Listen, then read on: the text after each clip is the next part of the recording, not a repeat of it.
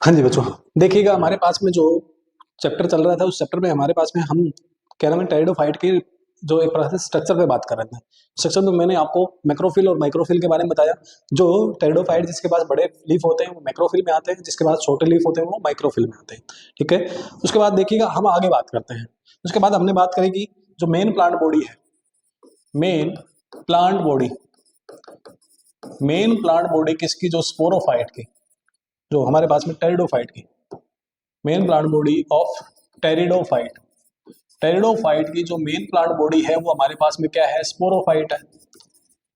और स्पोरोफाइट अगर है, ध्यान से सुनिए इस बात को, ये अभी स्ट्रक्चर की बात चल रही है। मैंने हैबिटेट के बारे में बताया है, मैंने आपको न्यूट्रिशन के बारे में बताया है, अब स्ट्रक्चर की बात चल रही है। स्ट्रक्चर में एक्सटर्नल स्ट्रक्चर की बात करिए, सेल डिटेल ब्रायोफाइट जैसे आगे सारे सबके अंदर सेम है। क्लियर है। अब देखिए हम बात कर रहे हैं स्पोरोफाइट। कहते हैं main plant body of pteridophyte. Pteridophyte की जो मेन प्लांट बॉडी है ना वो क्या है, हमारे पास में स्पोरोफाइट है। समझ आ गया। अब कहते हैं अगर स्पोरोफाइट मेन प्लांट बॉडी है तो मस्ट बियर स्पोर, स्पोर बनाने चाहिए उसको। क्या बनाने चाहिए, स्पोर बनाने चाहिए। क्लियर है। और स्पोर कौन से, कहते हैं स्पोर बनाता है, जी हाँ।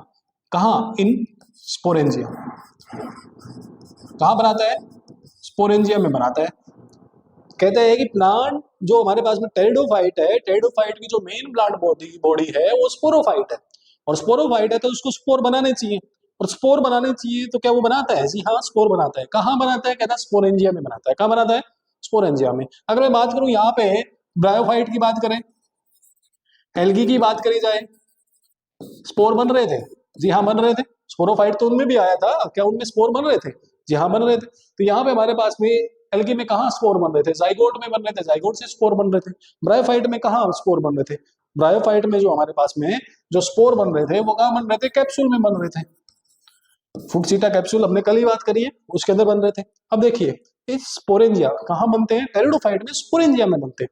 और sporangia where they found, sporangia present on leaf, leaf के ऊपर प्रेजेंट होते हैं।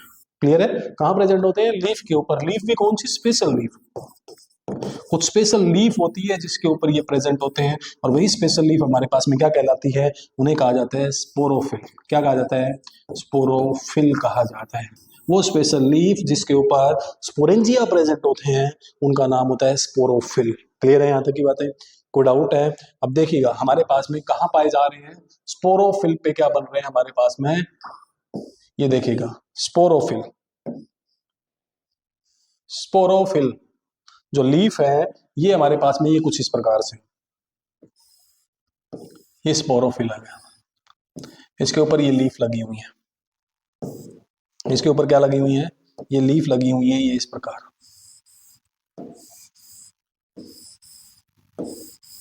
ये लीफ लगी हुई है और इस लीफ के ऊपर हमारे पास में क्या लगे हुए हैं, इस प्रकार से स्पोरेंजिया लगे हुए हैं। ये स्पोरेंजिया है, क्या है ये, स्पोरेंजिया लगे हुए हैं।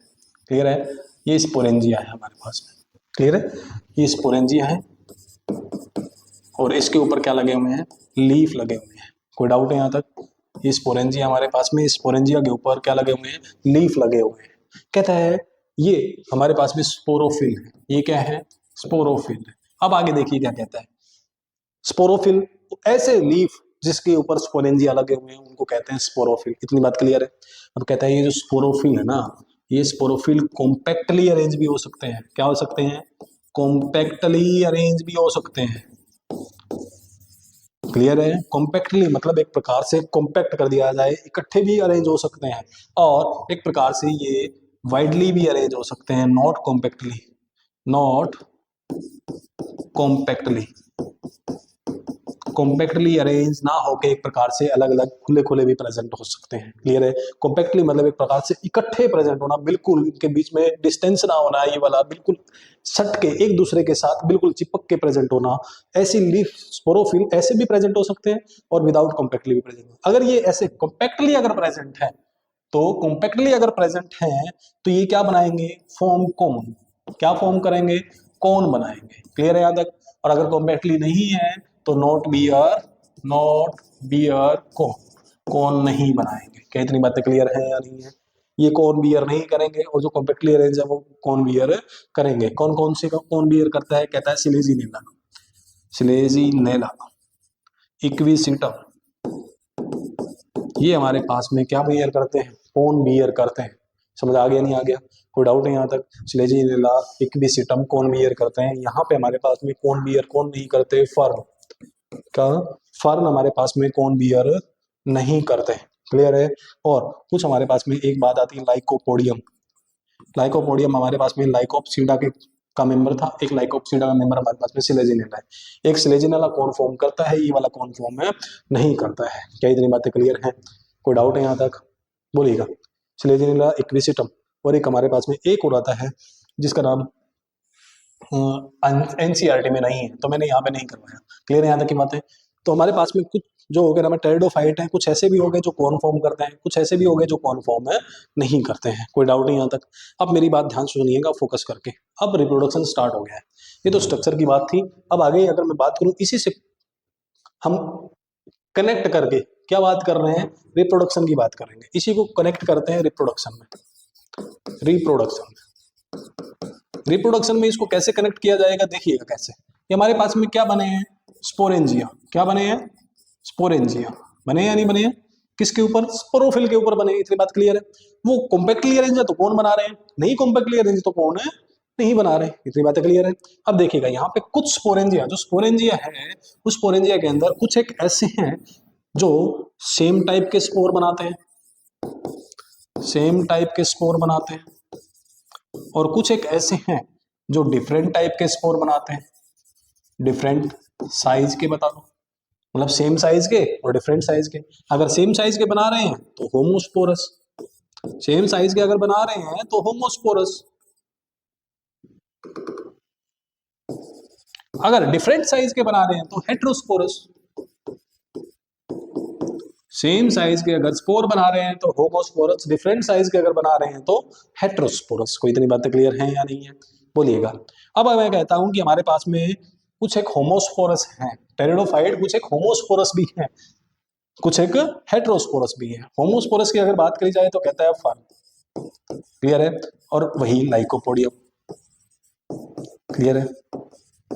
और हेट्रोस्पोरस की अगर बात करी जाए तो यहाँ पे हमारे पास में सिलेजिनेला,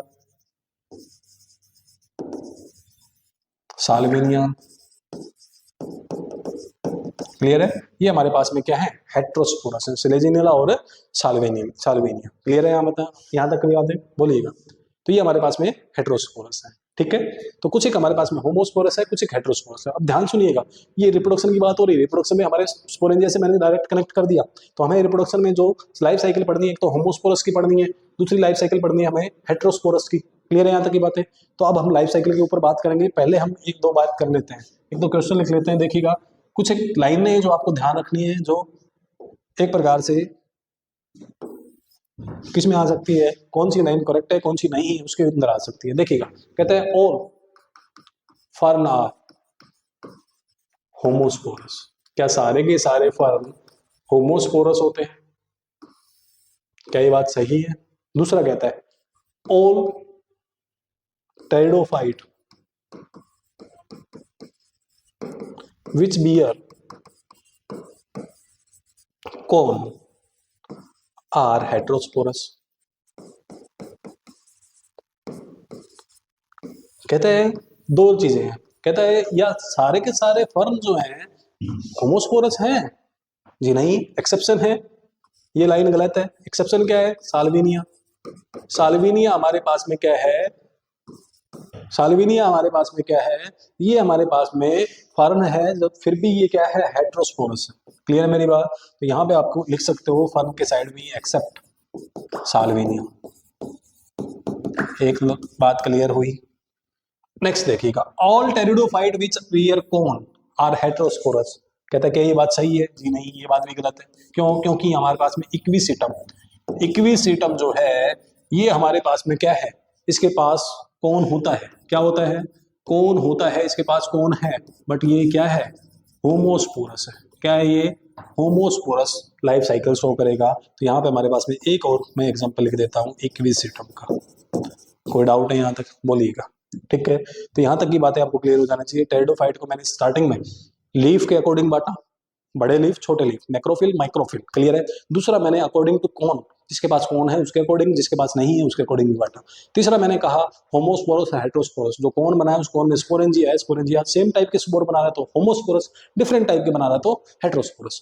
अब हमें क्या करना है, अब जो लाइफ साइकिल पढ़नी है वो वही पढ़नी है, होमोस्पोरस और हेट्रोस्पोरस। क्लियर है। अब मैं बात करूं पहले होमोस्पोरस लाइफ साइकिल। क्लियर है। होमोस्पोरस लाइफ साइकिल इन सब की लाइफ साइकिल है, हेट्रोस्पोरस इन सब की हो जाएगी। क्लियर है। अब देखिएगा होमोस्पोरस लाइफ साइकिल के बारे में बात करते हैं। होमोस्पोरस में क्या होता है, ये होमोस्पोरस की जो लाइफ साइकिल है उसके बारे में बात करते हैं। होमोस्पोरस की लाइफ साइकिल के बारे में बात करते हैं, ध्यान से सुनिएगा।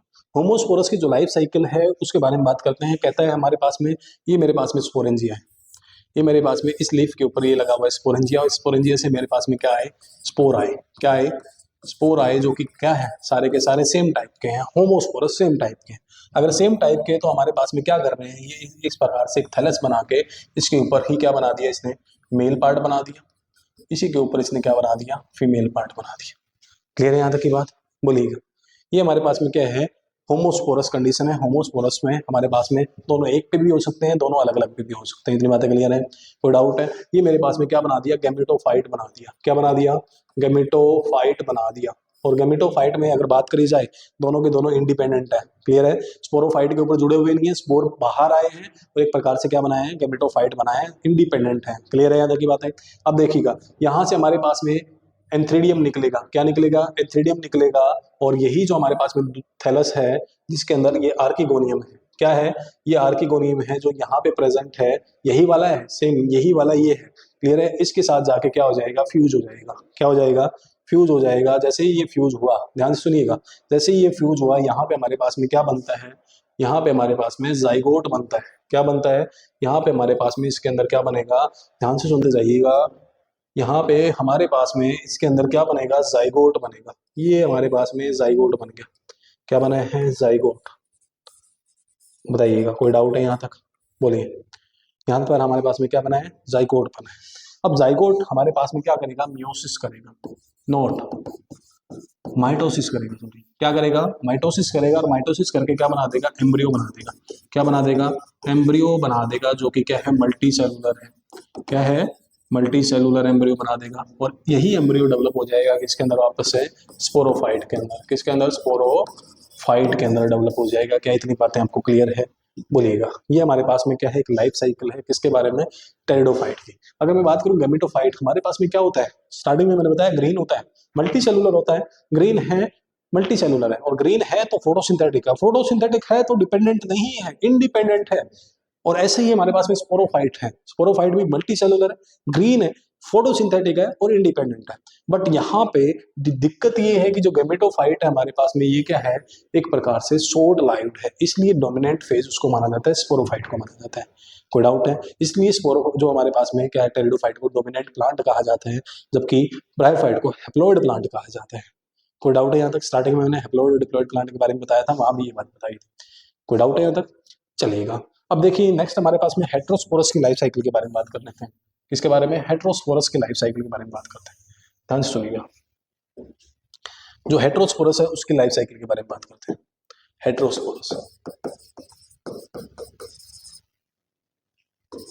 हेट्रोस्पोरस लाइफ साइकिल के बारे में जब हम बात करें तो हमारे पास में ये हमारे पास में स्पोरोफाइट है। ये क्या है, हमारे पास में स्पोरोफाइट है। इस स्पोरोफाइट पे हमारे पास में क्या लगे हुए हैं, लीफ लगे हुए हैं, ये लीफ लगे हुए हैं। और इस लीफ पे हमारे पास में अलग अलग प्रकार के स्पोर बनेंगे। क्या बनेंगे, स्पोर बनेंगे। स्पोरेंजिया में जो स्पोर है अलग अलग प्रकार के बनेंगे हमारे पास। क्लियर है। ये छोटे भी हैं, जो छोटे वाले हैं ये हमारे पास में इन्होंने क्या बना दिया, एंथ्रीडियम बना दिया। क्या बना दिया, ये हमारे पास में मेल स्पोर बना दिए। ठीक है, माइक्रोस्पोर बनाए इन्होंने। क्या बनाए, माइक्रोस्पोर बनाए। क्लियर है। और इन्होंने क्या बनाया है, इसी के अंदर ये जो हमारे पास में पार्ट है, इसी के अंदर क्या होगा, ध्यान से सुनिएगा।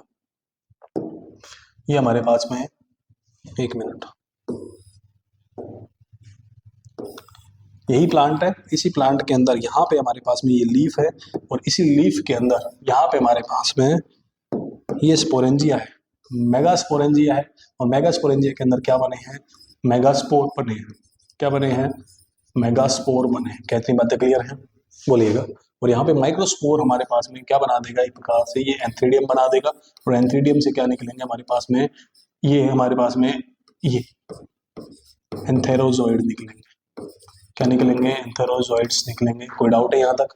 बोलिएगा। अब ये बात तो यहाँ तक पहुंच गई है, फीमेल वाली बात यहाँ तक पहुंची है। अब आगे देखिएगा, ध्यान से सुनिए, आगे होता क्या है।